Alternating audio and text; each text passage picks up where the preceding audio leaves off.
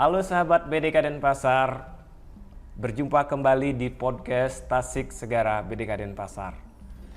Kali ini bersama saya Iwayan Iwantara dan telah hadir narasumber kita Ibu Dr. Haja Syifa MPD. Selamat datang Ibu. Selamat datang. Kali ini kita akan bincang-bincang Ibu ya tentang kurikulum Merdeka Belajar.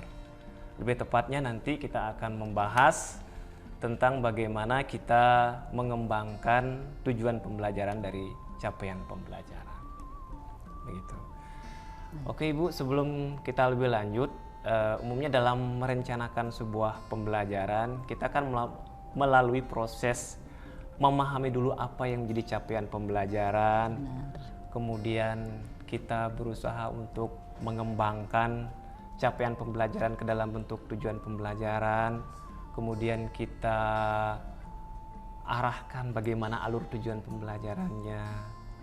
Itu umumnya yang kita dulu ketahui sebagai seorang guru. Kemudian kita perlu merancang juga nih Bu tentang instrumen sampai pada akhirnya kita bisa melaksanakan pembelajaran dan melaksanakan evaluasi itu Ibu. Benar. Nah sekarang terkait kurikulum Merdeka Belajar, tentu ini merupakan sebuah hal yang baru gitu dan masih banyak guru yang ingin bertanya Ibu. Benar. Ya, mungkin Ibu bisa menjelaskan dulu yang menjadi karakteristik dari kurikulum Merdeka Belajar ini apa Ibu? Iya. Umumnya kita kan mengenal ada istilahnya capaian pembelajaran itu, Ibu bisa memberikan penjelasan agar guru-guru kita juga bisa lebih paham Bu. Silakan Ibu. Baik, terima kasih Bli Iwan atas kesempatannya. Kita akan mencoba membahas tentang bagaimana menurunkan capaian pembelajaran ke dalam tujuan pembelajaran, yang itu merupakan modal awal dari seorang guru dalam proses melaksanakan kurikulum Merdeka. Ya, baik, kita samakan persepsi dulu tentang apa itu capaian pembelajaran. Di kurikulum Merdeka ada konsep capaian pembelajaran, yang merupakan bahan atau merupakan modal awal dari seorang guru dalam proses melaksanakan pembelajaran. Capaian pembelajaran ini adalah sebuah kompetensi yang harus dicapai oleh peserta didik pada satu fase tertentu. Itu konsep tentang capaian pembelajaran. Nah, kemudian dari capaian pembelajaran ataupun target ya pada sebuah fase atau sebuah etape dalam satu satuan pembelajaran, satu satuan waktu pembelajaran atau jenjang pendidikan, seorang guru harus menjabarkannya ke dalam tujuan-tujuan pembelajaran. Seperti itu ya. Itu penjelasan singkat dulu Ibu ya. Ya, konsepnya dulu kita samakan persepsinya. Terkait capaian pembelajaran sekarang Bu, biar kita ada kejelasan Ibu, informasi khususnya buat guru-guru nih ya, apa komponen dari capaian pembelajaran itu Bu? Ya. Silakan. Baik, terima kasih Bli Iwan. Bahwa di capaian pembelajaran setidaknya ada 4 komponen. 4 Iya, 4 komponen yang 4 komponen itu yang pertama adalah rasional atau dasar pemikiran, alasan mengapa capaian pembelajaran itu harus dikuasai oleh peserta didik. Kemudian yang kedua adalah tujuan, jadi target kompetensi. Kemudian yang ketiga adalah karakteristik dari setiap mata pelajaran. Dan yang keempat adalah capaian per fase. Jadi ada 4 komponen yang ada pada tiap-tiap capaian pembelajaran. Ya, ini kan boleh dibilang guru-guru kita ini masih dalam proses literasi lah. Karena ada peralihan kurikulum dari kurikulum K13 ke kurikulum Merdeka Belajar. Kurang lebih sama ya Bu, nih sempat juga saya baca itu tentang capaian pembelajaran itu kalau kita kaitkan dengan K13 itu tentang kompetensi dasar itu kurang lebih ada ini ya, ada apa namanya, ada benang merahnya ya Bu ya. Iya, baik. Secara prinsip sesungguhnya capaian pembelajaran itu adalah akumulasi dari kompetensi dasar kalau di dalam kurikulum 2013 ya. Hanya yang membedakan kalau di kurikulum 2013, KD-KD itu kan terdiri atas beberapa, ada 4 KD ya. Nah, kalau di capaian pembelajaran itu dinarasikan dalam satu paragraf seperti itu. Ya, itu yang perbedaan yang prinsip ya, Bu, dalam capaian pembelajaran. Ya. Nah, sekarang Bu, kita sudah tadi bicara tentang capaian pembelajaran. Nah, sekarang apa pentingnya nih Bu, guru-guru harus memahami capaian pembelajaran? Mengapa guru harus memahami itu sebagai dasar dalam merencanakan pembelajaran sekaligus sebagai dasar dalam menilai nanti Bu? Silakan. Ya, benar Beli Iwan. Seorang guru di dalam proses melakukan pembelajaran di kurikulum Merdeka harus memahami capaian pembelajaran. Mengapa harus memahami? Satu alasan pentingnya adalah di dalam capaian pembelajaran setidaknya guru mempunyai atau memahami kompetensi apa yang harus dicapai oleh peserta didik. Ya, harus tahu setelah selesai pembelajaran ini kompetensi apa yang harus dikuasai oleh peserta didik. Kemudian setelah tahu kompetensinya, maka juga harus tahu lingkup materinya. Nah, lingkup materi dalam capaian pembelajaran tersebut terdiri atas materi apa saja, tingkat kedalamannya seperti apa, tingkat keluasannya bagaimana. Gitu. Kemudian juga bagaimana strategi untuk mencapainya. Ya, bagaimana strategi untuk mencapainya. Gitu. Jadi setidaknya ada 3 poin dan dari bagaimana strategi mencapainya juga harus memikirkan bagaimana untuk menilainya, seperti itu. Ya, baik Bu. Nah sekarang nih Bu, kira-kira nih Bu, selain kita hanya memahami capaian pembelajaran, apa saja yang harus dipahami guru lagi supaya nanti dalam merancang pembelajaran itu lebih efektif gitu? Iya. Nih, silakan Ibu. Bagus, terima kasih. Setelah memahami isi kompetensi yang dipesankan dalam capaian pembelajaran, tentu ada ide atau pertanyaan pemantik ide. Pertanyaan pemantik ya Bu? Pertanyaan pemantik bagi guru ya, sehingga akan terarah dalam menjabarkan capaian pembelajaran ke dalam tujuan pembelajaran. Nah, pertanyaan pemantiknya itu yang pertama adalah bagaimana bentuk capaian pembelajaran yang harus dicapai, harus dikuasai oleh peserta didik. Jadi bentuknya, apakah peserta didik harus memaparkan, apakah peserta didik harus menyajikan, nah, itu bentuknya. Kemudian yang kedua adalah materinya. Tentu saja materi untuk mencapai kompetensi itu, guru harus memiliki harus menjawab sebuah pertanyaan pemantik, yaitu materi apa yang harus dikuasai oleh peserta didik. Setelah kita memiliki pertanyaan pemantik tentang bagaimana bentuk capaian kompetensi pada tiap fase, maka berikutnya adalah materi apa saja yang harus dikuasai oleh peserta didik. Kemudian juga bagaimana proses belajarnya. Nah, untuk merancang proses belajar, seorang guru harus mengetahui atau harus memikirkan strategi yang akan digunakan, kemudian media apa yang perlu diterapkan, sehingga capaian kompetensi pembelajaran dalam capaian pembelajaran itu akan tercapai. Gitu beliau. Baik sahabat Diklat, tadi kita sudah mendapatkan penjelasan dari Bu Aja Sifa. Jadi pada prinsipnya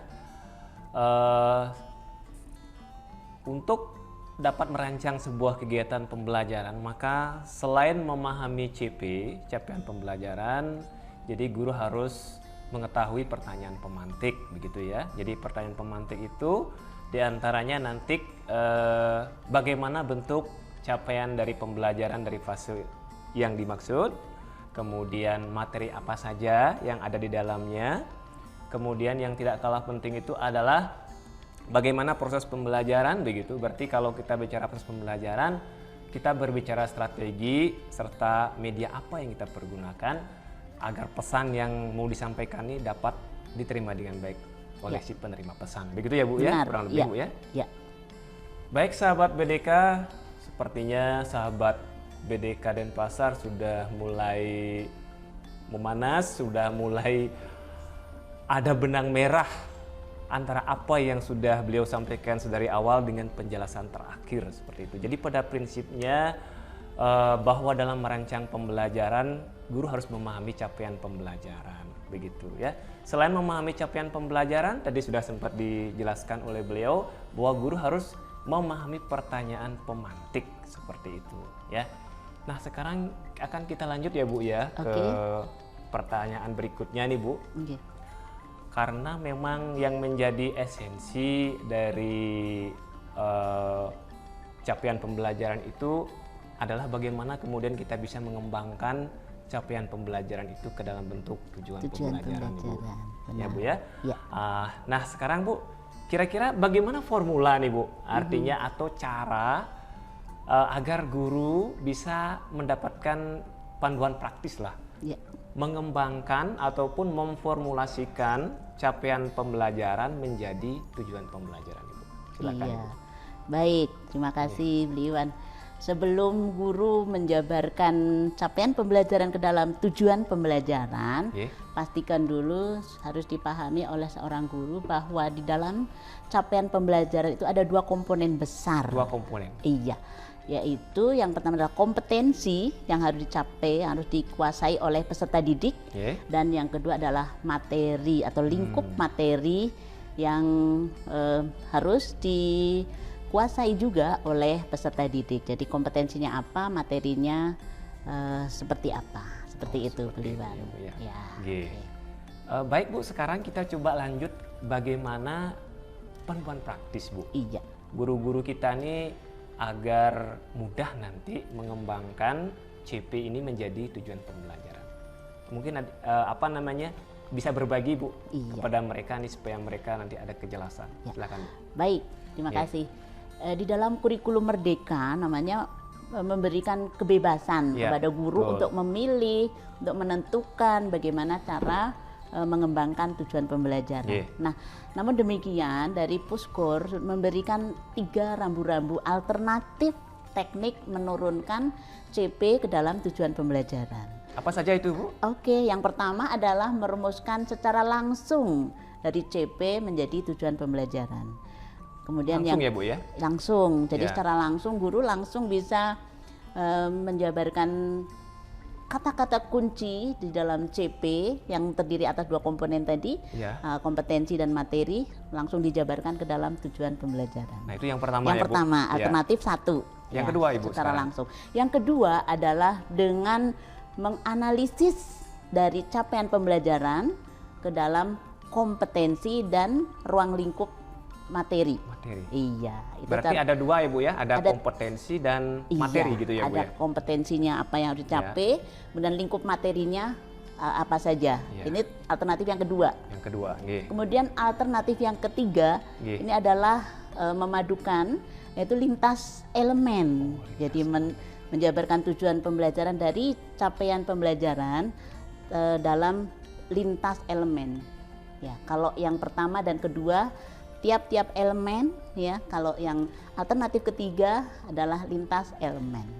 Betul-betul merdeka ya Bu ya, artinya sekarang guru itu bisa berkreasi gitu. Kira-kira mana mungkin cara yang menurut mereka paling mudah, berarti itu bisa mereka pergunakan dalam mengembangkan tujuan pembelajaran dari capaian pembelajarannya Bu. Nah biasanya begini Bu, kalau guru-guru itu pinginnya yang praktis Bu. Perlu contoh. Berarti bisa dong kita berikan sebuah contoh Bu, agar nanti mereka itu ada sebuah contoh yang bisa mereka adaptasi atau adopsi gitu. Baik. Silakan Ibu. Baik, terima kasih Bli Iwan. Untuk contoh ini kita ambilkan dari mata pelajaran bahasa Indonesia yang umum mudah dicerna oleh teman-teman guru begitu ya. Saya ambil dari satu fase yaitu fase D. Fase D yaitu untuk SMP ya. Fase D adalah tingkat umur SMP. Di salah satu contoh alternatif yang pertama yang dijabarkan secara langsung dari capaian pembelajaran, ini temukan dulu kata kunci yang ada di dalam capaian pembelajaran. Nah, di dalam bahasa Indonesia itu ada 4 elemen, ya, 4 elemen. Yang pertama adalah mendengar atau menyimak, ya. Yang kedua adalah membaca, menyimak, mendengar. Kemudian yang kedua adalah membaca, yang ketiga adalah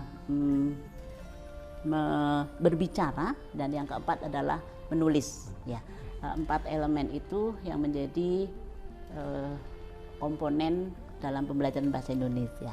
Nah, sebagai alternatif yang pertama, ini ada 4 elemen itu kita jabarkan. Apa saja pesan-pesan atau kompetensi dan materi yang ada di dalam capaian pembelajaran. Contoh nih, untuk elemen menyimak, peserta didik mampu menganalisis dan memaknai informasi. Jadi menganalisis dan memaknai informasi. Itulah kompetensi. Ya, itu kompetensi. Jadi guru langsung bisa menemukan mana kompetensi dalam capaian pembelajaran itu, dan mana materi dalam capaian pembelajaran itu. Kemudian langsung dia jabarkan menjadi tujuan pembelajaran. Ya. Kalau misalnya ini contoh ya, mampu menganalisis dan memaknai informasi berupa gagasan, pikiran, perasaan, pandangan, arahan atau pesan yang tepat dari berbagai teks, fiksi maupun non-fiksi. Ya.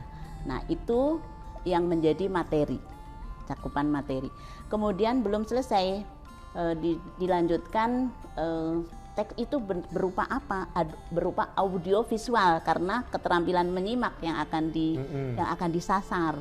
Maka nanti dalam proses pembelajarannya adalah materi itu dikemas dalam bentuk audio visual yang bisa didengarkan, bisa disimak maupun bisa disaksikan, bisa dipirsa oleh peserta didik seperti itu. Ya. Kemudian kalau seperti itu capaian pembelajarannya, kita temukan dulu kata-kata kunci, yaitu kompetensi, materi, dan bentuk media yang digunakan untuk membelajarkan capaian pembelajaran itu. Iya. Yang tadi itu, yang Ibu maksud itu baru yang Formula 1 ya, Bu? Formula 1, iya. Jadi setelah ditemukan kata kunci berupa kompetensi, materi maupun media, baru dijabarkan dia dalam tujuan pembelajaran. Iya. Sekarang mungkin kita bisa masuk ke Formula 2 ya, Bu ya? Iya. Berarti boleh. Formula 2 seperti Ibu sampaikan tadi itu ada kompetensi, ada lingkup materi ya, Bu ya? Benar, ya. Apa mungkin bisa sebuah contoh yang sederhana dulu, Bu? Ya. Artinya kita bisa coba hadirkan ke guru-guru kita biar mereka ada contoh, Bu. Ya, baik, untuk contoh sederhananya, ini formula yang kedua. Iya, formula yang kedua, jadi sama CP-nya sama ya, sama CP-nya contoh yang menyimak tadi ya, yang menyimak. Ya, peserta didik mampu menganalisis dan memaknai informasi berupa gagasan dan seterusnya. Itu dianalisis dulu, ditemukan dulu, dideskripsikan dulu kompetensi apa yang harus dicapai. Kemudian deskripsikan pula materi yang harus dikuasai. Nah, setelah ditemukan dua komponen yang terdiri atas kompetensi dan materi, kemudian baru rumuskan tujuan pembelajaran. Nah, sepertinya ini salah satu formula yang paling mudah mungkin ya, Bu ya? Mungkin. Ya, artinya relatif karena lebih mudah, sehingga guru lebih mudah menjabarkan rumusan tujuan setelah dianalisis komponen, kompetensinya apa yang harus dikuasai, materinya mana. Nah, seperti itu, Beliwan. Mudah-mudahan ini akan lebih memperjelas lagi nih, Bu, contoh-contoh yang tadi itu. Ya. Kemudian Ibu tadi sebutkan 3 ya, Bu ya? Iya. Formula yang ketiga mungkin Ibu, ini lintas elemen. Lintas elemen, mungkin ada sebuah contoh yang sederhana, Bu, yang bisa kita berikan ke guru-guru kita, Bu. Baik. Untuk alternatif ketiga, menjabarkan tujuan pembelajaran dengan lintas elemen, ini sesungguhnya kalau dalam bahasa Indonesia itu relatif mudah, karena sesungguhnya di keterampilan berbahasa itu ada 4 komponen tadi ya, ada 4 elemen mendengar, mendengar atau menyimak, kemudian elemen membaca, kemudian elemen berbicara, dan elemen menulis. Nah, ketika 4 elemen ini dipadukan antar lintas elemen, ini relatif lebih mudah di dalam bahasa, karena sesungguhnya kompetensi yang akan dicapai oleh peserta didik adalah keterampilan berbahasa yang terdiri atas 4 elemen itu. Jadi ini relatif lebih mudah. Contoh capaian pembelajarannya adalah peserta didik mampu menganalisis dan memaknai informasi dari teks fiksi maupun non fiksi. Gitu. Nah, contohnya seperti itu. Nah, ini elemen dari elemen mendengarkan. Atau elemen menyimak. Ya. Dari proses elemen menyimak, jadi kemampuan menyimak yang harus dimiliki oleh peserta didik. Setelah dia memiliki kemampuan menyimak, untuk mengukur apakah kemampuan menyimaknya itu memang sudah optimal, bisa melalui produk, yaitu sebuah tulisan, yaitu elemen menulis. Nah, jadi lintas elemennya di sana adalah elemen menyimak dan elemen menulis. Ya, apa yang dia serap dari proses menyimak, dia reproduksi melalui sebuah tulisan. Nah, seperti itu proses penyusunan tujuan pembelajarannya. Iya. Baik sahabat BDK Denpasar, tadi kita sudah mendengarkan penjelasan tentang kurikulum Merdeka Belajar, tepatnya bagaimana kita belajar mengembangkan capaian pembelajaran menjadi tujuan pembelajaran. Mudah-mudahan penjelasan beserta contoh yang sudah coba beliau hadirkan ke kita bisa memberikan tambahan informasi sekaligus menambah literasi Bapak Ibu, ataupun kalau dirasa ini bisa diadopsi, ini akan menambah lagi sisi keterampilan Bapak Ibu nanti di dalam merumuskan capaian pembelajaran menjadi tujuan pembelajaran. Mudah-mudahan Ibu narasumber kita, Bu Hajah Syifa, masih berkenan nanti untuk memberikan materi tambahan yang lainnya, Bu, terkait kurikulum Merdeka Belajar, sehingga guru-guru kita ini akan selalu menunggu-nunggu nih tambahan informasi dari Ibu gitu ya, sehingga mereka ada panduan nanti dalam menyusun rancangan pembelajaran dengan menerapkan prinsip Merdeka Belajar seperti itu. Baik Sobat BDK Denpasar, demikian podcast kita hari ini. Sampai ketemu pada podcast berikutnya. Tetap semangat dan salam Merdeka Belajar.